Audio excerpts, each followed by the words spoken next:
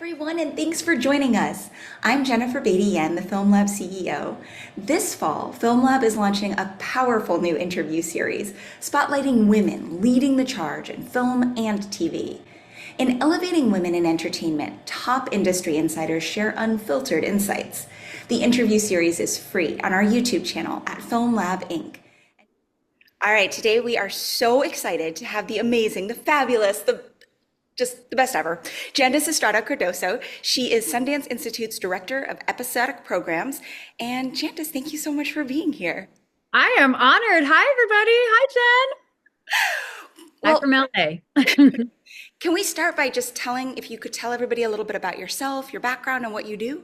I thought I would be a Broadway director, playwright one day, but it got totally steered to the right. And I went into casting for several years in film and television and then hopped over to the networks. I worked for NBC Universal for 10 years, and now I work at Sundance Institute. And tell us a little bit more about Sundance Institute and what you do there. Sure. So a lot of people only recognize the globally renowned film festival, but prior to that, there was an emerging lab system that Robert Redford created in the 80s that takes writers and directors and their original projects in an immersive experience in Utah to help just polish up their projects and hopefully get them funded and get them produced. And I lead the television side of that. Can you tell us about one of your favorite projects or that came through that, or one of your favorite experiences within that program? Well, when I came into the Institute, I launched a new event called Pitch Parlor, and that's an opportunity for the writers to get out there to the studios and networks and production companies and pitch their works. It's a different skill set altogether and a different form of training. And one of my favorite projects we ultimately sold to Netflix a couple years ago. So it's in development over there. So proud of that project. I can't give any other details. And for our writers out there who might be interested in getting involved, learning more about the program, where would you direct them? Well, definitely jump onto sundance.org. There's several programs and labs that you could apply for. So we have a feature screenwriter lab, we have a director's lab, we have an Ignite lab for 18 to 25-year-olds. We have the TV writing lab, that's mine. We have a docs lab, but when you apply to my lab specifically, you'll submit your original full pilot that will go through a selection process. And hopefully we'll be announcing when we open that date this summer to host an in-person immersive lab in the spring of 2026. What kind of level of experience are you looking for the people that are applying for these programs? How do they know if they're sort of ready to apply for a program like this?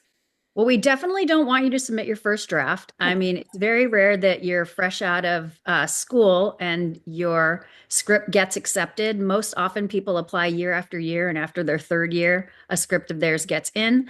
But we have had projects from writers that have never been rep before, never been staffed before.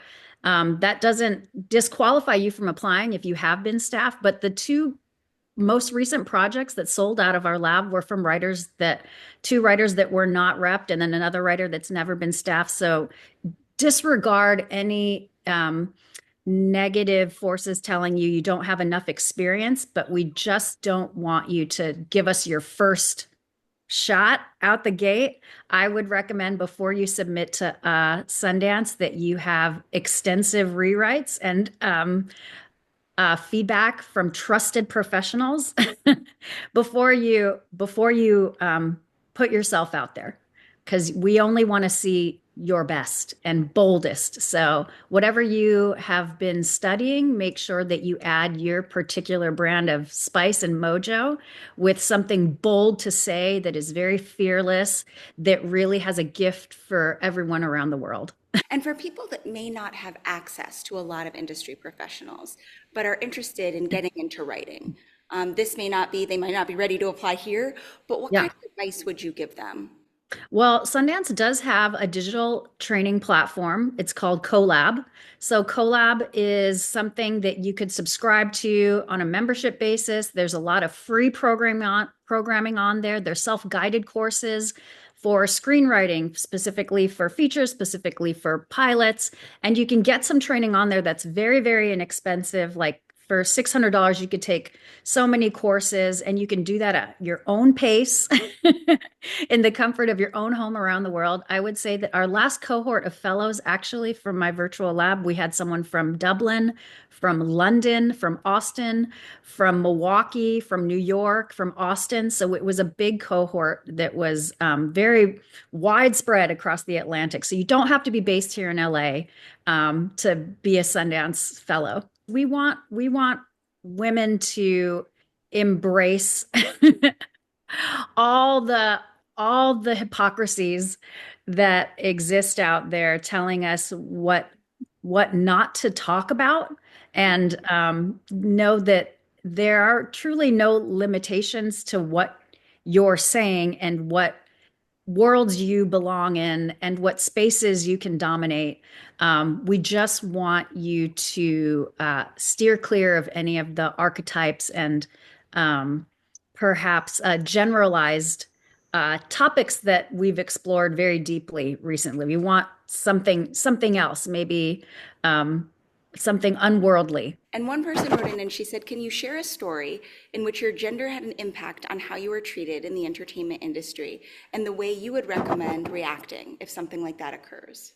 There was I received a similar question in the past if I've ever had early in my career a leader or mentor who was a woman that I truly, truly valued. And it wasn't until mid-career that I'd actually learned a lesson that there is a generation that's still very present that has been raised to believe that they have to be severely tough, competitive, and dominant and one and only within that space that you exist in. So there's not enough room for us out there. That one is enough, and that's all the industry will allow. But I learned later in life that after I was treated a certain way to made believe that you have to act this callous, cold, and severely punishingly competitive, that it's demoralizing and intended to get us to quit. Yeah. So I ultimately realized that in those circumstances, I learned that when you're being treated poorly, it's possibly an attempt to get you to give up. And you can't. And you have to take the high ground, act in grace, make it very apparent that you are here to stay so that they will back up and leave you alone and allow you your space to succeed. And when you do succeed, they will then realize that there is room. And I'm not here as a threat to you. I'm not here to push you out of your own success. We could each be thriving side by side. Yeah. And it isn't until you push those boundaries to prove it through a lot of sometimes aggravation and personal pain, but stick around and don't bow out, because you're doing their job for them. When you bow out, that's what they're banking on. You just give up. I was talking to somebody last week and we were talking about this idea that women are taught that we are always, that what you said, there can be one woman in the room. So we are competitors instead of collaborators, and trying to overcome that sort of teaching to recognize the fact there can definitely be more than one woman in a room, and we can absolutely collaborate. It is not a zero sum. Yeah, if anything, we can combine forces and ensure that they see a distinction between us. That's also our privilege and right, to make sure that they understand we aren't monolithic in what we are offering in this business, Right. no matter how much we resemble each other on our resume or even Yeah, absolutely. Absolutely. at face value, that we were brought onto this team, hopefully by a leader that they respect and trust, and we will most certainly, dig our heels into the ground and prove it. And if we can't have that strength together and that power together, we may be pushed off together. Mhm. So If you want to go fast, go alone. If you want to go far, go together. Let's do it, ladies. Kind of going back to things that we're taught that may not be correct, and then mentorship. So a lot of women have said, look, mentorship is so important. Um, but they have asked, do I need a female mentor? How do I find a female mentor? And I was on a panel recently where one of the women who is a well-known TV director, very, very busy, and she's like, it is a lot to ask of women who have worked so hard and are working nonstop, and it's always a hustle, and they're trying to get their stuff done, and then they're also expected to mentor every young woman beneath them, right? And kind of going back to what you said about we're not a monolith. We have many, many viewpoints, many, many stories, all different kinds of stories.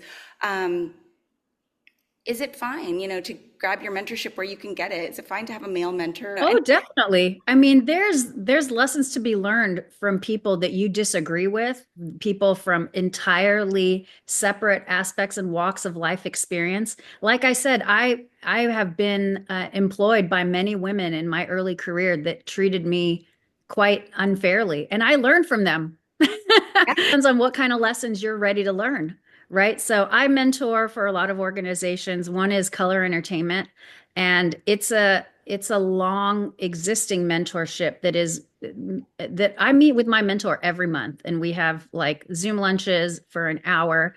And I think establishing trust and confidence that you are a mentee who is worth investing in really helps. So no matter what length of your mentorship is, wherever you get it, um, it will teach you, if you are paired with someone completely different than you, that's the way of the business. You're never gonna, who has the joy of being blessed with working under a goddess their first time out or mid-career or anytime? You won't necessarily get that. So why should you be expectant to learn your best from someone who's exactly like you? She might not be the person that's going to teach you the harshest realities.